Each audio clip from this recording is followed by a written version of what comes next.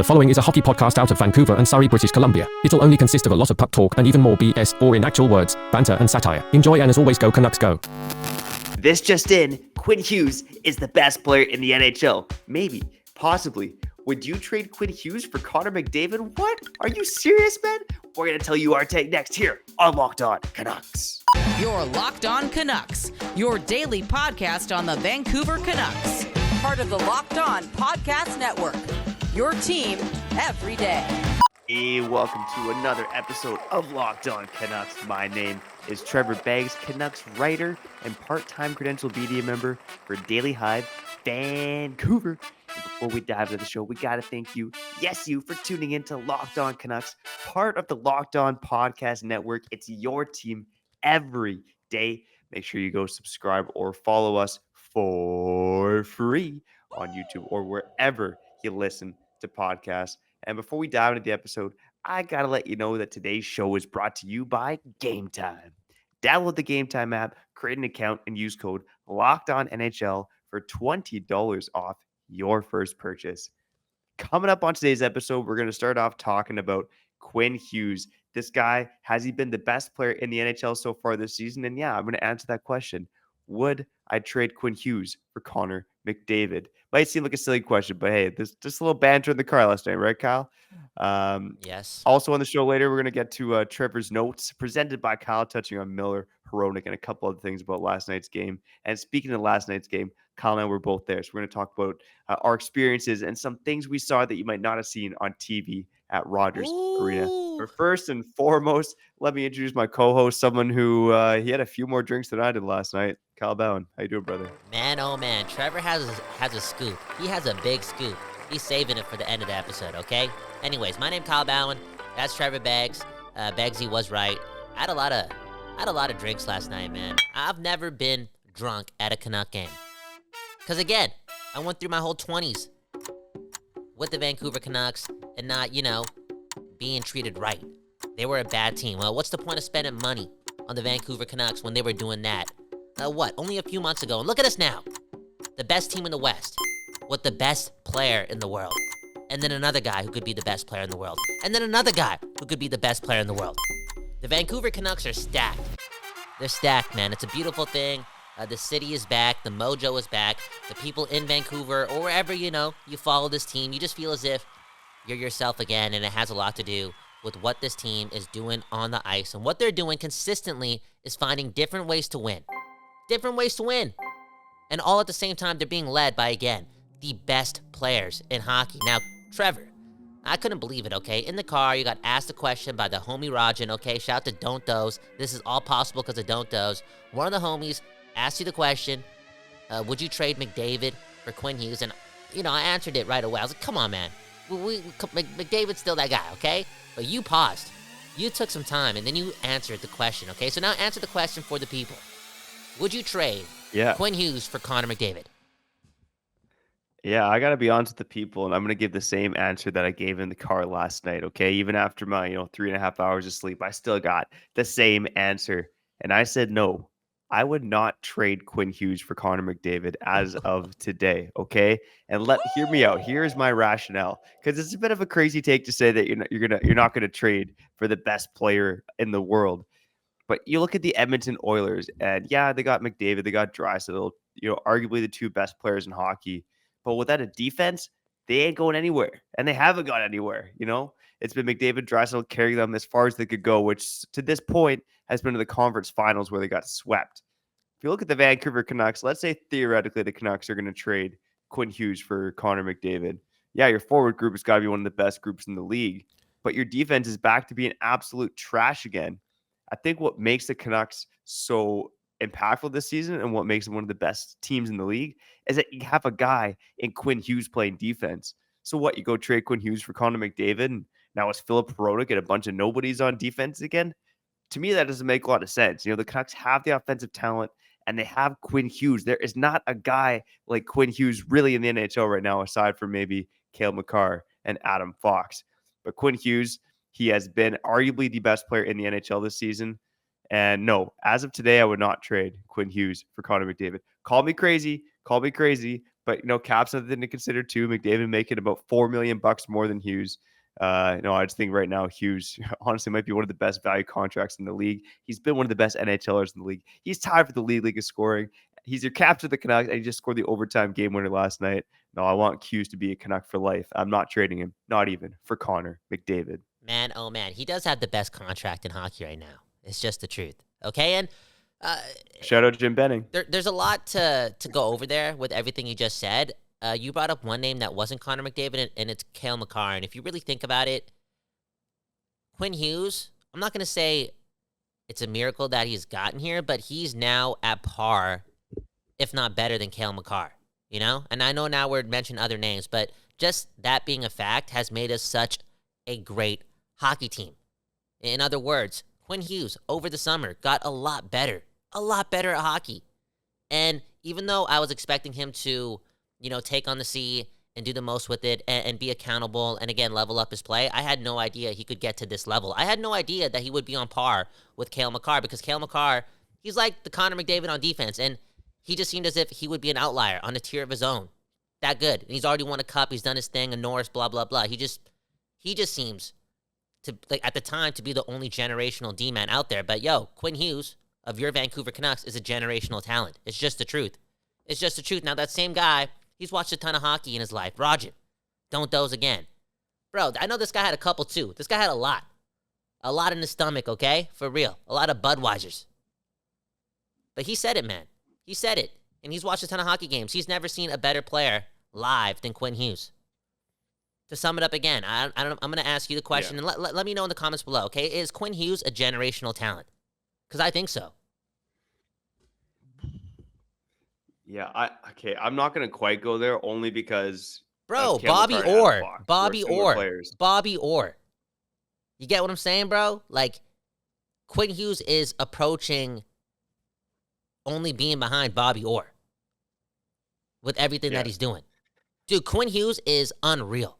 Unreal. He's got the pedigree. He's got the family. He's got that internal competition with his brothers. This guy is just set up to he's set up to be what I just said he is, and that's a generational talent. Like, I feel as if he's going to really take this league over, man. We haven't seen anything yet. Yeah, I certainly hope that's the case. I mean, again, I'll kind of repeat that again. In a league with Cale Makar and Adam Fox, I'm not going to call Hughes a generational talent. And just for the record, I think Connor McDavid's a better player than Quinn Hughes, but I still wouldn't make that trade because the structure of your team matters.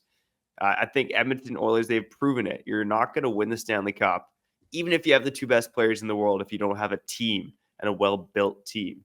The Canucks, we've said it time and time again. Everydayers know this.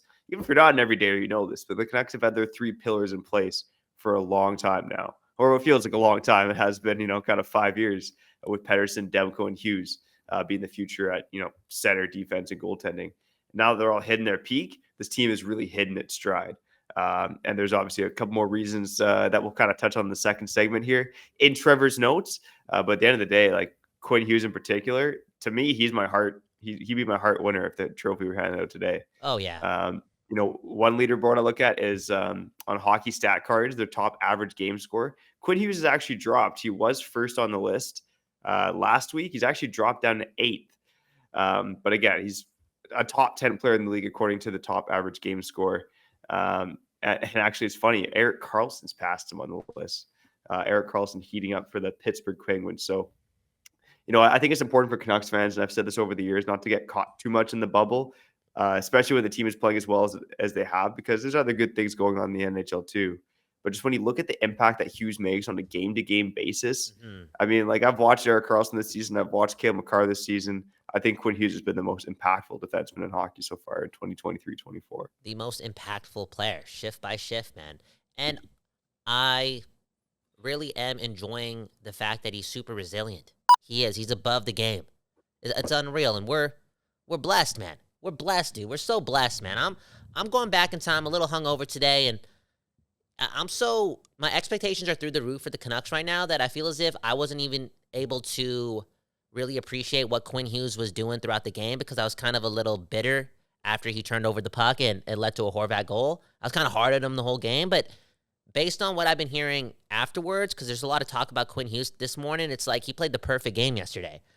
From the top, you're in the media room. Like, what are people saying about Quinn Hughes? And was like yesterday one of his best games ever? Because again, that's what I'm kind of feeling, bro. Like people are talking about it like that. Yeah, I don't want to call it one of his best games ever. I mean, the guy had a 5-point night. I know it was against the San Jose Sharks recently, but he's had 5 3-point games this season. And a night where, he emphatically, sets up the game time goal on that Philip Hronek one-timer and then scores the overtime winner. His impact was loud last night. And can we see every game, though? Like, just the edge work on this guy is incredible. The way he moves his hips, the way he, turns on a dime, stops on a dime, spins, maneuvers out of trouble. Like, he's second to none. Like, no one really does that in this league except for maybe his brother Jack right now. Quinn Hughes, an absolute beauty. There's a lot of beauties on the Canucks right now, though. And we're going to get to some of those beauties in Trevor's notes presented by a hungover Kyle Bhawan. Before I do that, I got to say it in the comments. Let us know your thoughts on my somewhat bold take. Would you trade Hughes for McDavid if you're Patrick Allvin and the phone rang today? Would you make that trade? Curious to see what the people think here. Do we got a lot of optimistic Canucks fans, or there's gonna be some people like Kyle who are like, no, wait, man, Connor McDavid is still the best player in the NHL. And that might be true, but I'm still not making that trade. Gonna get to Trevor's notes here quickly, but before I do that, I gotta ask, have you ever been stressed out by buying tickets at the last minute? I'm a big last minute deals guy, and I found that the best place for killer deals at the last minute is Game Time. Game Time. They got my back, baby. I get these emails from Nicole at Game Time, and she's always teasing me with contests and events this week in my area. Not only are those weekly emails a tease, but Game Time also offers me flash deals on last-minute tickets. Want to go to the game the night of? Game Time, they got your back, okay? They also have exclusive flash deals on tickets for football, basketball, baseball, concerts, comedy, theater, and more. Now, you have no choice but to get off your rear end and go check out a show on a Friday night. So snag the tickets without the stress with Game Time. Download the Game Time app, create an account, and use code LOCKEDONNHL for $20 off your first purchase. Terms apply. Again, create an account and redeem code LOCKEDONNHL for $20 off. Download Game Time today. Last minute tickets. Lowest price. Guaranteed.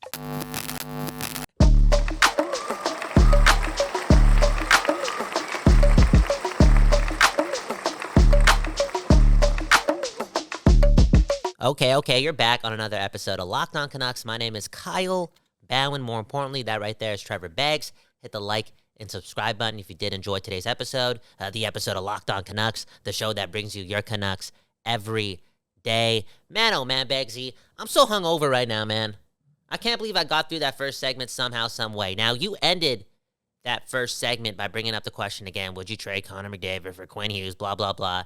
And for whatever reason, it felt a little different because I just realized in this second, that this season really matters. Now, I've been saying that in the past, but it really all revolved around taking the next step so we can impress Pettersson and then we could sign him and we could start our course to being competitive. But maybe we're really competitive right now. You know what I'm saying? Maybe our cup window has opened somehow, some way. It just has, for real. So with all that, being put in my mind now and into my heart, I'm not making that trade. I'm not making that trade because this season matters. I want the cup and I want it in 2024. It's just the truth. Can I ask you that though? Okay, so anyone at the top, you're in the media booth again. Like, is anyone in Vancouver? Because I'm seeing like videos on YouTube now and people from across the league like, oh, are the Canucks real? Are the Canucks cup contenders? Are the people in Vancouver in the media room, the smart people, are they kind of warming up to that, or are they still kind of like one step at a time? Let's relax. Let's be humble.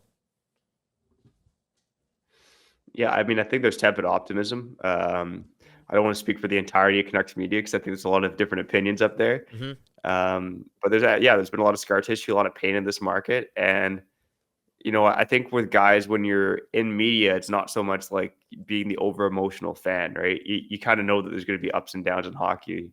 Look, the Canucks are probably not going to win, or have a point percentage of, 80% the rest of the way, They are going to come back to earth in some way, shape, or form. But yeah, this year definitely feels different because everyone's hitting their stride. And, like many, I think everyone in Canucks media sees the Canucks as a playoff team. I don't think that's a bold take. But I also think that most guys would admit that the Canucks still have some work to be done if they truly want to be a Stanley Cup contender. And you got to prove it over a longer stretch, man. I mean, the Canucks have been amazing to start the season. So much has gone right, but it's also they played less than 25% of their season. So still a lot of hockey left to be played. Man, oh man, I like it, man. You keep me humble, man. Even though you just said that you wouldn't trade Hughes for McDavid. You keep me humble, okay? I have my reasons, man. You do, man. And you also have your notes. Yes, your notes. Let's get a few facts straight, shall we? Okay. Trevor's notes brought to you by Kyle Bhawan. The first one, man. First one's kind of crazy because it could have some substance, and it's also fascinating because there's one player that we're not mentioning, okay? And it's Elias Pettersson. Anyways, it is Quinn Hughes. Quinn Hughes' biggest competitor for the Hart Trophy, JT Miller. I mean, it's certainly a debate right now. And again, it's kind of crazy that we're talking about Hughes versus Miller, not Hughes versus Pettersson or Hughes versus Demko. I mean, to be honest with you, I think they all belong in that conversation. But JT Miller's just been so impactful. And you saw it again last night, right? I mean, the team's down 2-0. It was JT Miller who was the driver on the power play for both power play goals in the second period there, with a sneaky shot, low glove side on Sorokin, and then a beautiful saucer pass to Besser. I mean, honestly, the one knock I think I have against Miller right now is just he is, in terms of possession, losing his matchups. He's not getting scored on per se, but again, he played primarily against the Horvat line last night, and Horvat and Barzal had like 80% controlled 80% of the shot attempts. So I think that stuff's not super loud, super noticeable, but you dive into the numbers and look back at some of the tape. I think that's one of the main critiques of JT Miller so far. But again, like overall, those top players aren't getting the same looks, the same type of chances. A lot of the shots are being held to the outside. At the end of the day, he's going up against the other team's best players and limiting goals against, all while being tied for first in NHL scoring. So yeah. I do think JT Miller is a hard case right now. I still would have Quinn Hughes ahead of him, but it's a conversation. JT Miller turned into a center full-time, like 2 years ago, pretty much, right? Like early Bruce Boudreau era, right?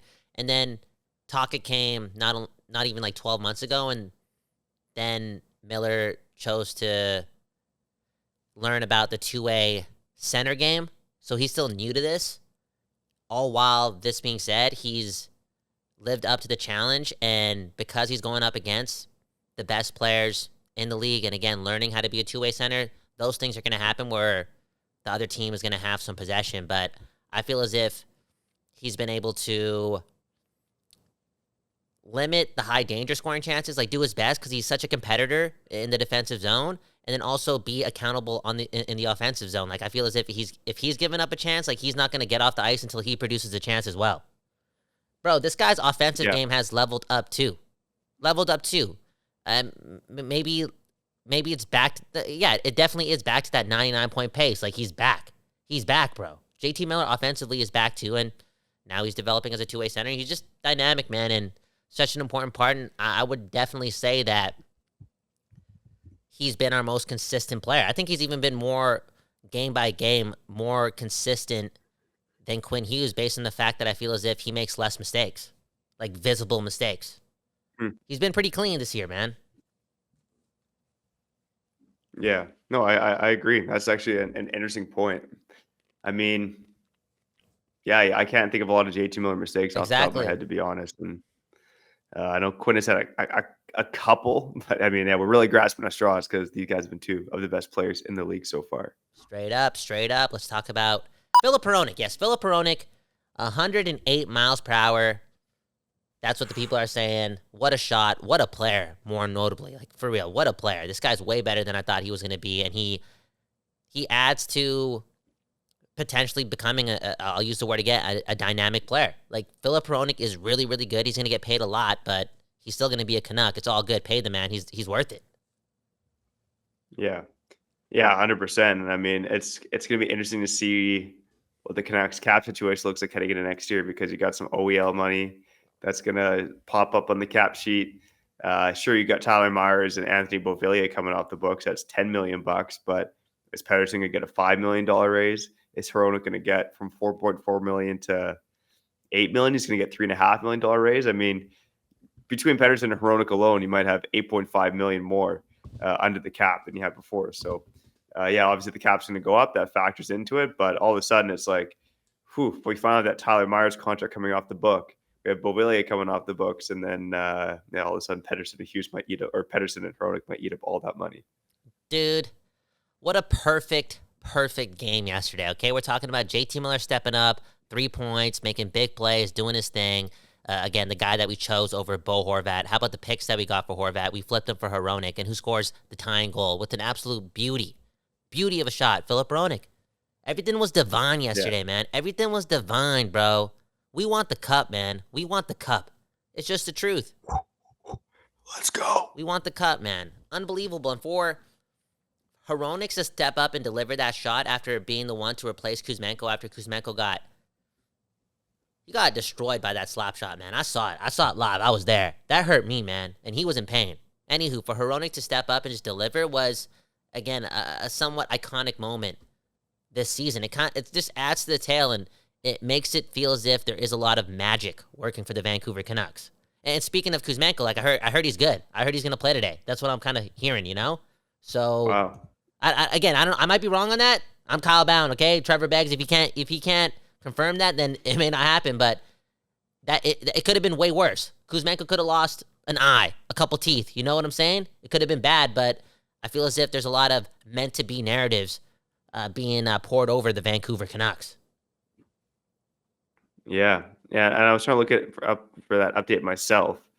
Kuzmenko did post on Instagram that he's doing okay, but aside from that, I haven't read a full update yet. But at the end of the day, just happy that he is okay, because that was a scary-looking injury last night. Kyle, I just want to touch on the divine timing pretty quick. I mean, I wrote about it for Daily Hive, but you had basically the big producers last night all having some ties to the Horvat situation. Miller, the guy they chose over Horvat, gets 3 points, a goal, 2 assists, sets up the OT winner. Hronek, the guy, like you said, basically traded for Bo Horvat, even though separately that wasn't the case. But he scores a goal. His first goal is a Canuck. And by the way, Philip Hronek has more points than Bo Horvat does this season. I'll tell you that for free. And then finally, the new captain of the Vancouver Canucks gets the OT winner on the night where the former captain made his return. Like, is the NHL scripted, man? It did feel like a movie script a bit last night. And who did Hughes skate by to get that breakaway? What's his name? What was that player's name? Bo Horvat. Horvat. Oh, who's your captain? Who's your captain, okay? I wish those chants started, okay? Who's your captain? It's Quinn Hughes, man. What a shot. What a beautiful day, you know? Beautiful night. Beautiful time to, again, be cheering for this team. And it may feel magical. It may have felt, or it may be feeling like it's come out of nowhere, and it could still lead to a little bit of pessimism. Like, just like, oh, it's going to end. It's going to end. Hey, Canucks fans, I want you to know something, okay? You deserve this. You deserve this, and you don't just deserve good hockey. You deserve a magical story, okay? For real. You do. So it can happen. Again, I'm going to say it. We want the cup. We want the cup this year. The Vancouver Canucks are cup contenders, okay? Anyways, Locked On Canucks, Kyle Bhawan, Trevor Beggs. I don't know who you shouting out next, but I'm really, really excited to talk about my game experience yesterday, and I'm sure you are too. We'll do that after this break. Again, here on Locked On Canucks. I gotta let you know it's time to score early this NFL season with FanDuel, America's #1 sportsbook. Right now, new customers get $150 in bonus bets with any $5 money line bet. That's $150 if your team wins. If you've been thinking about joining FanDuel, there's no better time than now to get in on the action. Now, Quinn Hughes is now officially the Norris favorite, according to FanDuel. There's still a bit of value on that, though, so if you wanted to go place a bet on that or other NHL or NFL-related bets, make sure you go do so on FanDuel, because their app, it's so damn easy to use. There's a wide range of betting options, including spreads, player props, overs, unders, and more. So visit FanDuel.com/lockedon and kick off the NFL season. FanDuel, official partner of the NFL.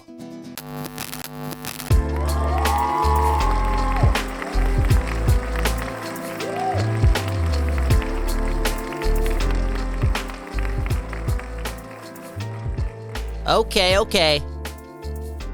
You back, baby, on another episode of Locked On Canucks. My name Kyle Bhawan. That right there is Trevor Beggs. Go Canucks, go. We are all Canucks.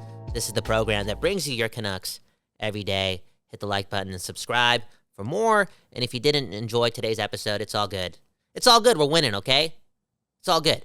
You don't got to lie to us. You don't got to hit the like button. Save the world with one less lie at a time. I'm not going to lie to the people. I was drunk. I was drunk yesterday at 7:17 p.m., okay? So drunk that I missed the first 6 minutes of the game. I watched it in the concourse, okay? Because, A, I was so drunk I didn't want to let go of my beer, and I had a ticket at a non-alcoholic zone, so I had to finish my beer. It's like, okay, I'm not going to waste this. And B, I needed some pizza. And 3, when I told the listeners yesterday that, I've had dreams of going to games alone, like I've also envisioned, watching the game, part of the game in the concourse too, with the people at the bar, it's like that, a different type of vibe, where there's TVs everywhere. You're still at the game, you're still in the building, and it was a good time. And with all this being said, I was even more proud of the fact, and this is dark. This could be the poison, the alcohol talking, right? I was more proud of the fact that when they were doing the Horvat tribute, I was in the concourse. I wasn't in the arena. I wasn't standing up on my feet. I wasn't clapping my hands. I was there for business, man. I was there for business, baby. I was there for the win. I wasn't there to get emotional. Thank you, Bo Horvat, but also boo you, for real. Yeah, and I know JT Miller was kind of kidding post-game, but I loved his comment where he was asked by reporters in the scrum, like what he said to Bo Horvat, if he said anything. In regards to the tribute, and JT Miller said, quote, I told him to stop crying like a baby. And I know he was joking, but was he really joking? Because let me tell you what I saw last night from the booth. And man, oh man, I kind of wish I took a video of this, but there's a strict no video policy for media members up there. What? I'm trying to stay in the booth, Yeah, we're not supposed to take video of what goes on in the arena. That's been the message from Canucks PR. But anyway, so basically, when the Horvat tribute's going on, where the media booth is, I'm kind of looking above both benches, right? We're behind the bench on that side of the rink. And I see the tribute going on. I see most of the Islanders stand up and start tapping their sticks. The Canucks, while the Islanders were tapping their sticks, were all sitting down on the bench. I was like, oh, that's interesting. And then very slowly, it felt like the Canucks all stood up and started tapping their sticks and, tapping their sticks for Horvat. But I kid you not, JT Miller was the last guy on the bench to stand up for Bo Horvat during that tribute. And I'm not sure what to make of the rumors, to be honest with you, but that kind of said something to me a little bit there.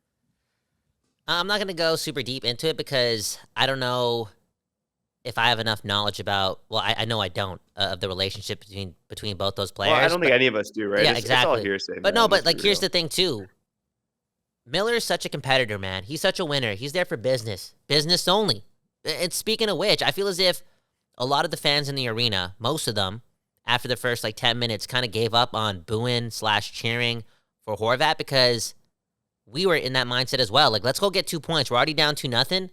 Who cares about the shenanigans? Who cares about all the stories, the narratives going into the game? Can we just win this game? Everyone in the building was taking it seriously. We wanted those 2 points. So I feel as if that's a big reason why we didn't hear a lot of boos and whatnot. It was just an instance where those 2 points were the only thing that people wanted in the building. And speaking about the people in the building, bro, the people were loud yesterday, bro. It was a time. It was also Diwali night too, bro. They were handing out free food, free pakoras, free samosas. People are having platefuls like they're at a brown wedding, bro. Who else does that? No one. Brown people, baby. Brown people. How about when Archie Bains, if he makes his debut this season, can we do it again? Can we do another Diwali night? For real? For real, dude. Come on, bro. That was something else. I've never seen that. Free food at the arena. All in all, though, the Diwali night was dope, man. It was dope. It was beautiful. Shout out to Jesse for making that logo. That logo's a beautiful logo. Jesse, a friend of the studio. Yeah. He did his thing. And speaking of Jesse, we did meet him at the brew hall after the game. And Trevor, man, he played taxi driver for the boys and myself. And I really appreciate that, even though I sent you on a bit of a journey, man. I really did. Yeah, 2 pubs in opposite directions, man. So for the listeners, Kyle tells me he's at one pub on Abbott Street near Rogers Arena. I get there and he's not there. I checked my phone and he's at a pub like outside of downtown on East 2nd Avenue.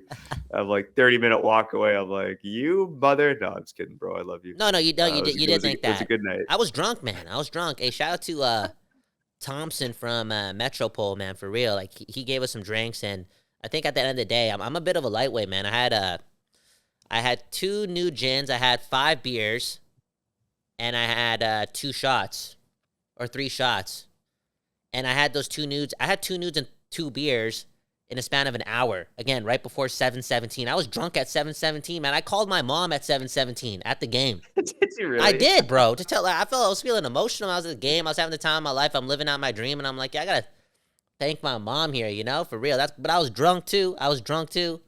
Good time, man. Hey, shout out to a dude named Kurt too. Kurt, I sat beside him. Okay, he was the one that sold a single seat. He had 2 tickets. Those were his seats, and he drives from Merritt to come to the Canuck games. Wow. Think about that, man. Dude, I'm telling you, you've been to multiple games throughout the last couple of years. The people in Vancouver are understanding that this could be something special, and they're taking it in, and I feel as if we're embracing the moment, embracing the hate. Again, it's not like, is it cup or bust, or is it just we want the cup? It's a different energy right now in the city, and especially in that arena. Yeah, it's definitely we want the cup, but I do think that's a topic for another episode. Are the Canucks Stanley Cup contenders? We will touch on that on another episode of Locked On Canucks. 2 more very quick points before we get out of here. Kyle mentioned Archdeep Baines. Hey, maybe it's time to enter the lineup as sooner rather than later.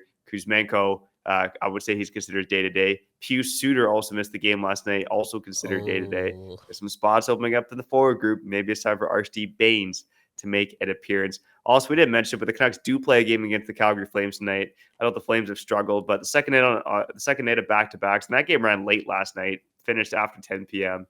But again, Canucks rolling right now. The Flames not so much, but not necessarily going to be an easy contest. But I think we should get out of here for now. Kyle, you got anything to say to the people before we head out? Enjoy the game tonight. Again, the Canucks, look at all the things we said today, and a sign of a good team, a great team, a cup or bust type of team is, being able to even put your wins behind you really quick. And yesterday was a really emotional time to be a hockey player for the Vancouver Canucks, but they have to get back to business tonight in Calgary. And we don't want these guys losing to a bad team. Calgary's a bad team. So let's get the dub. Yeah. Anyways, Beggsy, sign us out. All right. Shout out to the everydayers, the occasional listeners, the first-time listeners, and especially the new subscribers. We love each and every one of you. If you're looking for something else to listen to after tuning into this episode of Locked On Canucks, part of the Locked On Podcast Network, your team every day, I want to let you know that Locked On has launched the first ever national sports 24/7 streaming channel on YouTube. Locked On Sports Today is here for you 24/7, covering the top sports stories of the day with local experts of Locked On, plus our national shows that cover every league. Go to the Locked On Sports Today and on YouTube and subscribe to the first ever national sports 24/7 streaming channel. Holy baby, Kyle, maybe I will even make it to the 24/7 streaming channel. But that's for another day. For now, I'm Trevor Beggs. That guy's Kyle Bauer, and you've been listening to Locked On Canucks. Shout out to Diwali, man.